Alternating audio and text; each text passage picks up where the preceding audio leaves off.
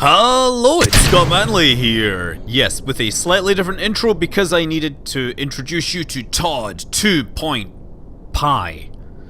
Because if you remember, 2.5, well 2.0 and 2.5 both had fundamental technical problems that made them ineffective for their task. So this is going to go all the way out to IOTA, and it is going to include some extra features that we don't necessarily need, but we can use. So yeah, we're going to include a proper relay antenna, and this is actually something that's going to be very important. We need to be able to communicate with other spacecraft that are landing, perhaps on the far side. If this moon is tidally locked, and honestly, I don't know, but I'm going to work on the presumption that it is tidally locked because the majority of moons in the solar system are tidally locked. Therefore, it would make sense that the majority of the moons in this system are also tidally locked. So of course the idea is that we can, we'll kill two birds with one stone. We will have a communication system which will work for the far side of IOTA, and we will get that all-important biome data which will lead to more science. And we like more science because more science means more rockets, and more rockets means more things to explode, or more things to carry into space. At some point I will have to launch some crewed spacecraft. But there we go. Yes, look at it. We've now attached the scanner onto the side, you'll notice, so that we can make room for everything. We have the Mark 0 fuel tank there, along with an Oscar B. So the Mark 0, if you don't know, if you've perhaps not been playing Kerbal Space Program, it is a 0.65 meter long tank, and you can actually get it in a variety. Usually in the base game it comes only with regular fuel, but this one has a liquid fuel and oxidizer version, so yay! And off we go. Look at that. We're watching it all at 4 times regular speed. And there, well wait, there's 2 targets there. Well, only one of these is the target I care about, so we'll just follow the maneuver node, which the spacecraft is now capable of following on its own because it's new, awesome, advanced technology with maneuver node tracking and things like that. Now, of course, in the real world, we do have all the spacecraft going to Mars now essentially are able to communicate with each other. They all have shared communication standards so that the satellites that are orbiting Mars, the Mars Reconnaissance Orbiter, is capable of communicating with the Curiosity rover on the surface. And this is quite useful, especially since there may be orientations where it is daylight and the rover is able to do things, but it can't communicate directly with Earth. So they can make the full use of the Martian day rather than, say, losing a bit of it because the aspect ratio is wrong with respect to the Earth. So now that's us. We're now going to start performing our orbital insertion here. We're going for a 250 to 300 kilometer orbit because that is what is best for the biome scanner. We put it into a perfect polar orbit here, ensuring maximum coverage and therefore maximum science. So let's deploy the science catcher, the science trap. Yes, this will entice the science to jump into it. Then it will consume it, package it up and deliver it back to our home on Gale. Gale, who will... I don't know what they'll do with it, but look, we are now mapping a world apart from where we once, our origin. There, let's turn it around so it actually looks the right way.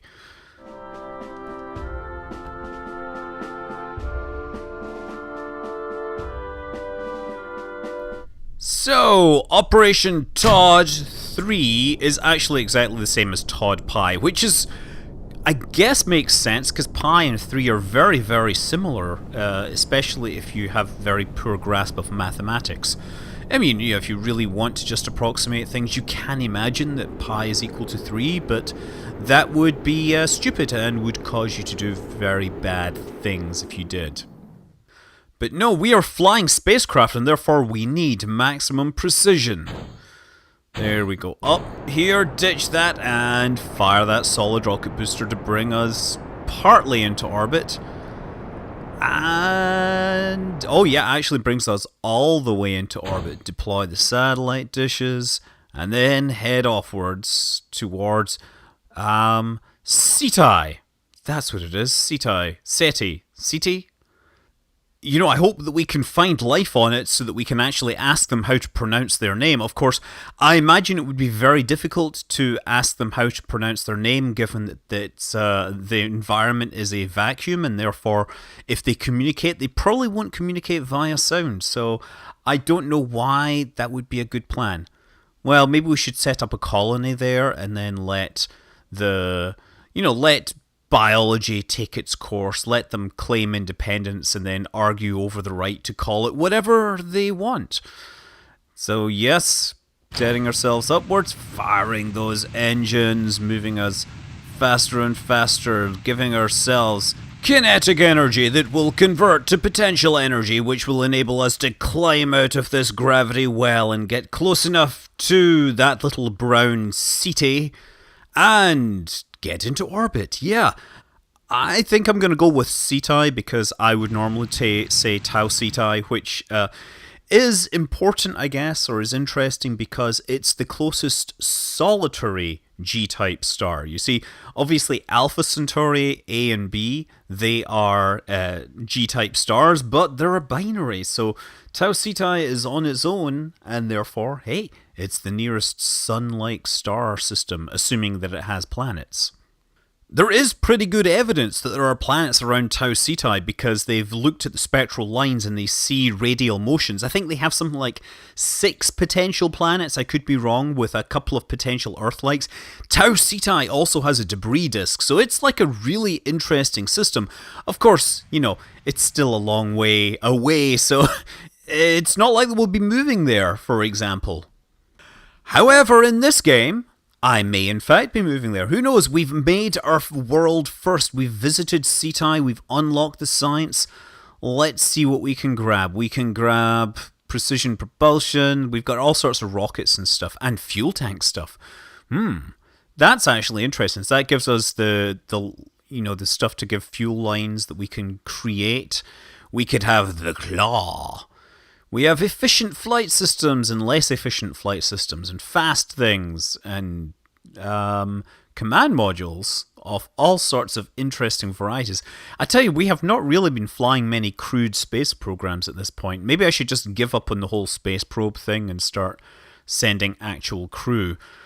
I keep making the mistake of actually picking strategies which require me to focus on space probes, and so I should probably start picking some crewed options. And to support that, I will take those command modules and move on to the next launch.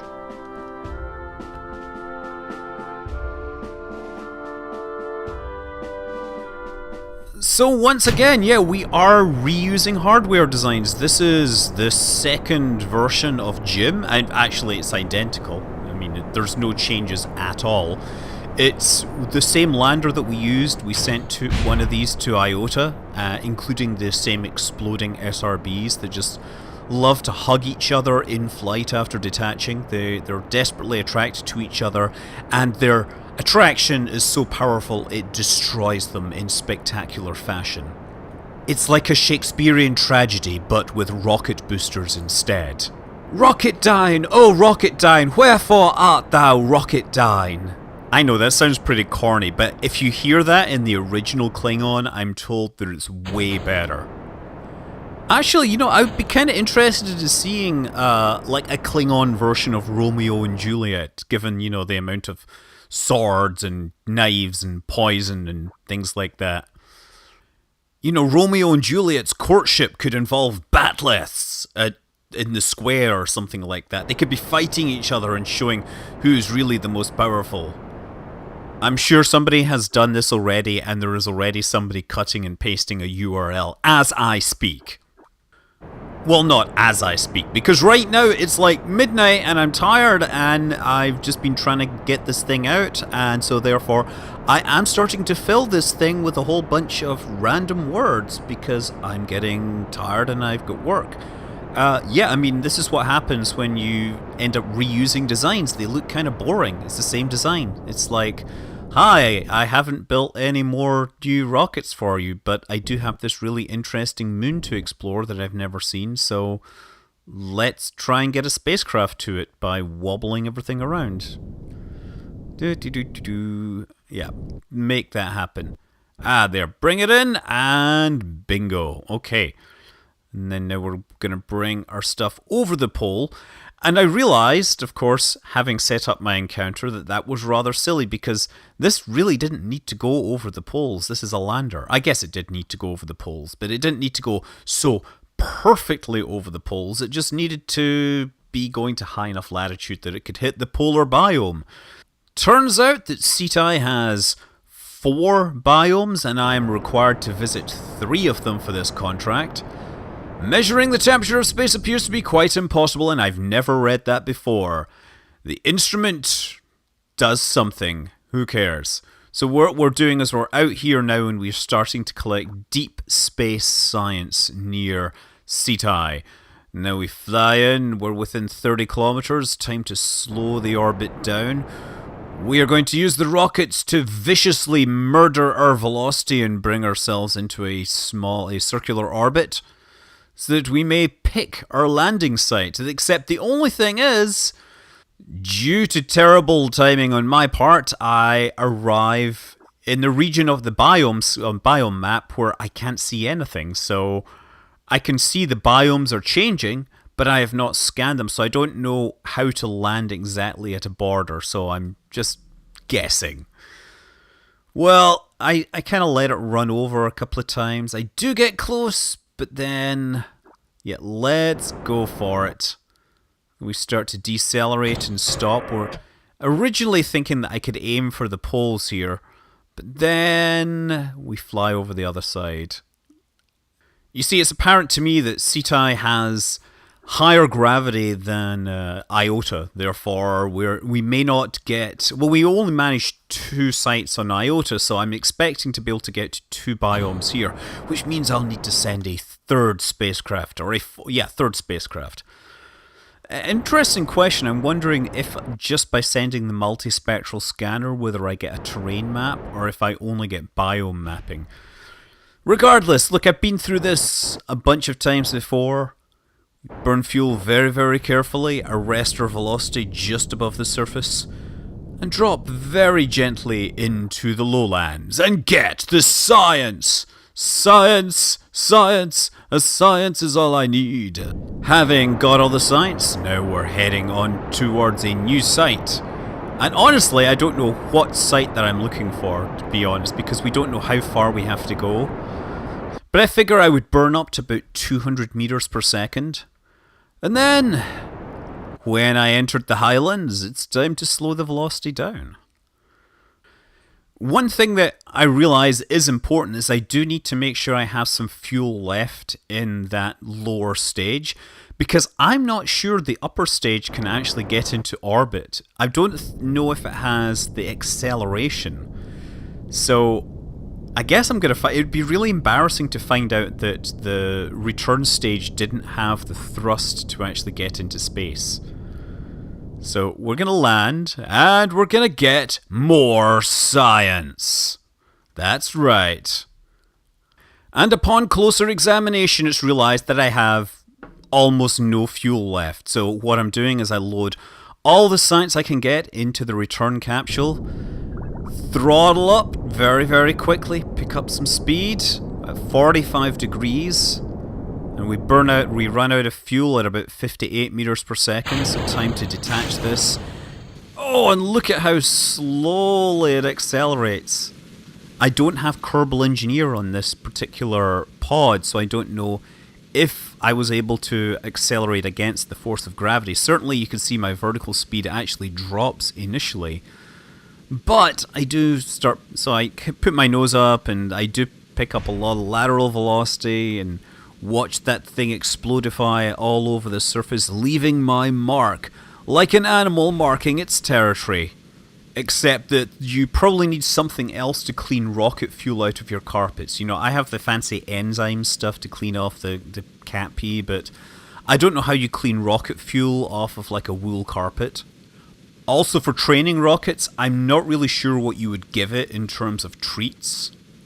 I mean, if you were training a rocket, you would kind of presume that it had some sort of needs and wants that you could exploit its survival instincts. But really, all a rocket needs is rocket fuel. If you ask a rocket fuel what is best in life, you probably won't get the most interesting comment. What is best in life? To lift my payloads into space and then return and die because I'm expendable. Oh, now there's an idea. Someone could remake The Expendables, but instead of, movie stars, it could be full of expendable rocket stages, all, working together to, beat up the bad guy, and yet somehow getting, cast aside when the script demands it. That would be pretty cool. Could you imagine, a Saturn V first stage kicking a bad guy's butt, but only to realize that it's ultimately expendable and that its fire will go out when it runs out of fuel? Seriously, I think there's a movie idea there. Or maybe it's just because it's very late at night and I have to go to work in the morning. Seriously, I mean, yeah, this is what happens when you have very few ideas. I actually sat down and was trying to do a science video earlier, but it was kind of not working, so I need to go back and do these things. But you know what? You guys have been asking for Galileo Conquest, so we gotta do some more of it. Yes, and now we're descending. Oh yes.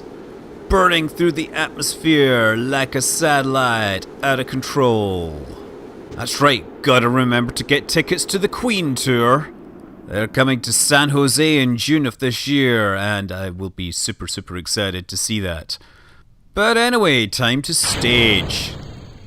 Well, that worked really well. Thanks, air pressure. Thanks a whole lot. Let's jettison the heat shield as well, see if that helps. There we go. Haha! Now I am free if it's clutch it. Oh, ow! Oh, no, come. There you go. Now we're free. Oh, look at it fluttering away there. I'm wondering what in the aerodynamics makes that work, because I always thought that kind of fluttering was in part due to vortex shedding. I guess there's a different mechanic in this case. Ah, there we go. Well, time to go down to the surface. Time to deploy that parachute. Time accelerate and feel the love as the ground rushes up to embrace me and be my new friend. A much more faithful friend than that bowl of flowers that just thought, oh, not again. I'm pretty sure that's the thoughts that are going through the head of that heat shield as it descends towards the surface here. And it seems to have paused. Oh, now it exploded. I guess it bounced and then exploded. I don't know how that works. Kerbal collision physics. They defy any logic. They defy any analysis. But you know what? We like them like that. But honestly, I think crashing is a much more entertaining experience when you could bounce off the surface, EVA, and then suddenly spaghettify yourself. The Kraken truly enhances the entertainment of this game. Oh look, we've landed in the grassland so we can collect pressure data and do a seismic scan. I find a steady medium of geological activity. But more importantly, we have the science. And that brings us to a black screen. A deep, black, dark screen of foreboding, awesome, dark science. Oh, actually, no, it's 817 science. Well, that's great. We're going to have to go and spend that on some stuff, but we'll do that in the next episode. Until then, I'm Scott Manley. Fly safe.